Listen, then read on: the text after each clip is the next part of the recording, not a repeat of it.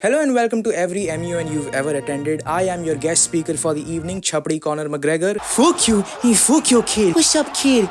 I'ma punch you in your fucking face if you say you like bearded biceps again. Beards don't have biceps, you fucking idiot. Yeah. Before my lunch break at SBI ends, I just want to say that I follow Sandeep Maheshwari on Twitter and it's clearly visible. जब आप हगते हो तो आपकी गांड hustle करती है, पर जब आप हसल करते हो तो फिर आपकी वाइफ आप पे चीट करती है. Sudha, if you're watching this, I found that sex tape you made with beer biceps. I want a fucking divorce. Let's get a big hand for him.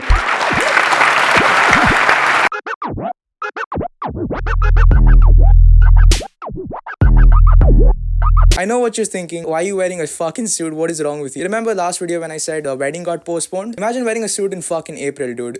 भाई AC चला दे यार. बहुत गर्मी है यार. चड्डी चिपक के chewing gum बन गई है यार. इतनी गर्मी क्यों है? COVID might take away my mental health. It will never take away my chance to drip on y'all motherfuckers. What's up? Dude, my parents are sleeping right now. If they find out I'm playing dress up at like 1 a.m., they won't say anything honestly. They'll just look at me like, yeah, just go to sleep. This fucking... As if this week wasn't going bad by itself. COVID's back. I watched this movie called Satyamev Jayate 2. That's right, twice as bad as the first one. I haven't watched the first one, but I'm assuming it is. And oh my god, it is so bad. It's very bad. I want to kill myself. And this is not at all a review. It's just my thoughts on it. It's my thoughts on the movie and a general commentary of it. Oh shit, it is a review. The whole movie is basically if Kabir Das wrote a screenplay. It's corniest shit I've ever seen in my life. This is the poster. Come on, man. It's like if a 5th grader won poster making competition and was like, oh, now you have to write a essay on Independence Day. And then the directors were like, holy shit, we can use this as our screenplay. Is someone writing this down? I'm just gonna be brief with the context of this movie just so, you know, the jokes land. By the way, this movie contains spoilers. Who gives a shit? You're not gonna watch this anyway. It's not fucking Spider-Man. Well... It's got 3 John Abrahams, so technically it is Spider-Man. So this movie features John Abraham, who plays a triple role. He's home minister, he has a twin brother who is a cop, and their father was a kisan. Their dad died protesting some farm bill, and then their sons had like insane moral compasses that just allows them to straight up murder people who are corrupt. And it's totally justifiable because John Abraham has 8 abs in this movie. All 3 of them do. This whole movie is like very unsubtle commentary on like Kisan and India and corruption and Nora Fatehi. And it is portrayed beautifully through John Abraham's use of steroids. It has some of the most horrible writing ever. It's like if a 5-year-old wrote it. Mera funda danda hai. By the way, I've tried to keep this as unpolitical as possible. It's hard to not be political, the way the movie is structured. The starting scene. The starting scene sets the tone for the whole movie. Home Minister John Abraham is drafting up some farm bill, which gets rejected by a majority number of votes in Vidhan Sabha. And one of the opposing members is like, you fucking lost, bro. Why are you so sad? This is why I say, Mera Bharat Mahan. And then John Abraham goes on this 30-second rant on how Bharat is not Mahan through use of poetry. पंखे पे लटक रहा किसान है मेरा देश महान है. Last time I remember Veer Das making a similar rant, everyone in India was like, yo, should we kill him? But for some reason, after he says this rant, everyone in parliament is like, oh my god, you're so hot. I wish you came on my mom's face. It's such a salty rant because we don't even know what the farm bill is. At no point in the movie do they ever mention what the bill is. For all we know, it could have been from now on, all farmers must have sex with cows if they want electricity. Point number 2, women being assaulted. And then saved by John Abraham. Fuck yeah. One of the major reasons why this movie is extremely problematic is its portrayal of Nari Shakti. And at no point in this movie is Nari Shakti ever portrayed. And this movie does this a lot. It puts women in a position of like vulnerability, victimizes them, and then sends a man to save them. And after the men in the movie save them, they give this huge ass speech on how like women are strong, women are goddesses. If they are strong, then don't portray them as fucking damsels in distress so that the movie can show that men are masculine and masculinity is essential for the smooth operation of a country. Toxic masculinity. There's a couple of examples. John Abraham, cop John Abraham. This lady is being assaulted on Independence Day. Cop JB just busts through and is like, yo, that's not cool, bro. And then the assaulters are like, you're just saying that because you got this uniform off. So guess what he does next? Take a fucking wild guess what he does next. He takes his shirt off in front of the girl he just saved from being assaulted. At no point did she ever consent to being in front of a shirtless John Abraham. And she's just okay with it because like, it's John Abraham, you know. And then he just takes his shirt off, beats a couple of guys. Not even joking. He poses for 30 seconds and everyone's like clapping and recording. And then the national anthem plays and he picks a bike up and you see when I say this movie was written by a 5-year-old, it was written by a 5-year-old. Second portrayal of women being damsel of distress. I gotta read this out. There's a scene in this movie where a Muslim lady carrying a Quran and her daughter have come to collect their dad's pension who fought in the Indian army.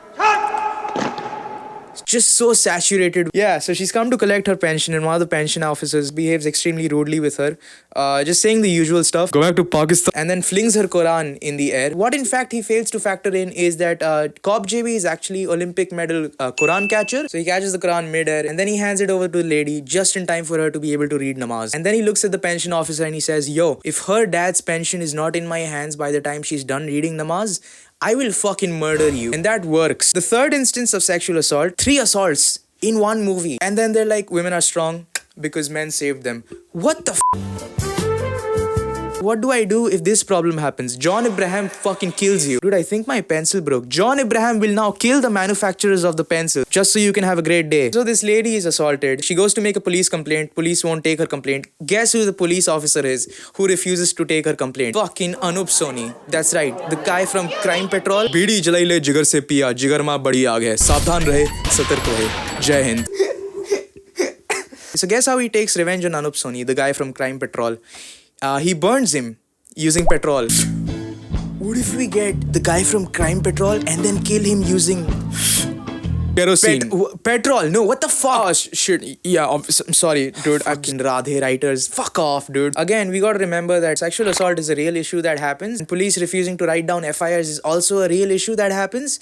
So I don't know why Bollywood uses this as content to fuel their shitty plot. Point number 3. Tackling religion in Bollywood. 40 kids die.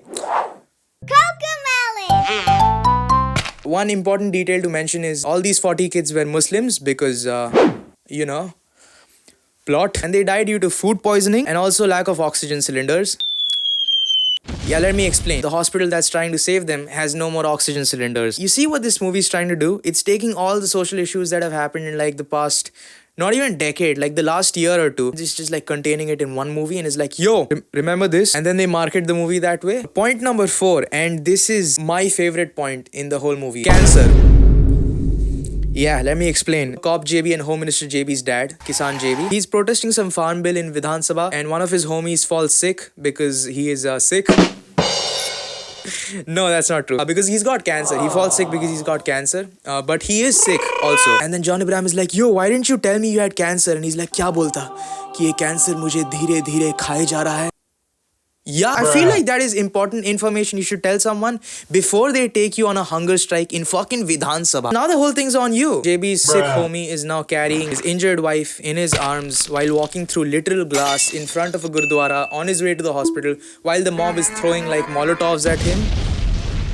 Dude, this is exactly how my dad describes going to school in like 90s. हमारे ज़माने में सड़क नहीं थे. हमारे ज़माने में कांच से चल के जाना पड़ता था. अरे हमारे ज़माने में तो जॉन इब्राहिम भी नहीं था. हमारे ज़माने में रास्ते नहीं थे. बस के टिकट के पैसे नहीं थे हमारे पास. स्कूल की फीस हमने ब्लो जॉब दे के भरी. हमारे ज़माने में तो संदीप महेश्वरी भी नहीं था. हमें खुद को थप्पड़ मार के मोटिवेट करना पड़ता था. पापा करते थे. UPSC की तैयारी करो. Okay, Papa. Good. That's the only way I can show affection. So. Masculinity. After all that happens, some goons come to kill JB's wife. Kisan JB obviously is the strongest he's ever been. He's in front of these guys. He's like... And then he proceeds to say what I believe is the most problematic dialogue in the entire film. He says, and I quote, दोनों हाथों की जरूरत ताली बजाने के लिए नामर्दों को होती है. गीदड़ों से निपटने के लिए शेर का एक पंजा ही काफी है. Transphobia? Word. That's what's up. And I think this one dialogue in the movie is the only dialogue that represents India the best. It's extremely excusable to fight people in India as long as you're offending minorities in the process. And then they kill JB. Kisan JB dies because they kill him. Thank fucking God. So basically the moral of the story is that real men are a bunch of transphobes and the trans community is a bunch of fighters. Yeah, seems about right to me. Like if this movie was any woke, I would have written a scene where John Abraham comes and beats up John Abraham for saying all those bad things about the trans community. But that would have been super meta, and I am not meta at all. Satyamev Jayate 2 isn't the only film to ever do this, using star-studded cast members to promote their poorly written feature films that feature like social issues and political issues and religious issues because they're good PR and they sell well. Bollywood lacks self-awareness. Bhagat Singh mera banda hai. If you like Bollywood and you like the actors, there's a 90% chance that any Bollywood actor that you're a big fan of is not self-aware, and the only reason you think he is self-aware is because his PR agent was like, yo, this sells tickets and marketing. The only person self-aware in this entire world is me, and I'm better than everyone. Always remember that. I genuinely feel like Bollywood does not have bad intentions for pulling stunts like these. I'm not saying all movies are bad. The writing in some movies is very good and it portrays social issues like beautifully. But on the other hand, you have movies like Satyamev Jayate too, which were written by like 13-year-olds who need therapy, who are like desperately clinging on to the idea that to promote nationalism you need like a strong masculine figure. But again, these movies are like overshadowed by the actor's fame more than the plot. Are you gonna seriously look me in my eyes and tell me that the people who come to watch Salman Khan movies are doing it because the plot is nice? So in the end, these not so subliminal messages that are in these movies, if there are any, they're not like perceived by any of these masses at all, because they're like so excited to watch their favorite actor on screen that just forget about the message altogether. So the only people who give a shit are those critics who are like, this movie sucks. Dude, what the fuck do we know about John Abraham anymore other than that like he rides bikes and has muscles and uses one facial expression in all his emotions? Happy, sad, horny, Quran catching, transphobic. That's all I can say about this movie. Tell me what you thought about this video, if you found it helpful or if you thought it was dog shit and I need to stop making videos like these. Please tell me that. And tell me what you think about my suit. And if tomorrow one of the buttons comes undone, I'll be sure to tell John Abraham so he can go beat up Raymond's. कल शादी में जो suit रिक ने पहनी थी उसका button टूटा हुआ था. आज मैं तुम्हें मार डालूंगा. Till then all I can say is सावधान रहें, सतर्क रहें. जय हिंद.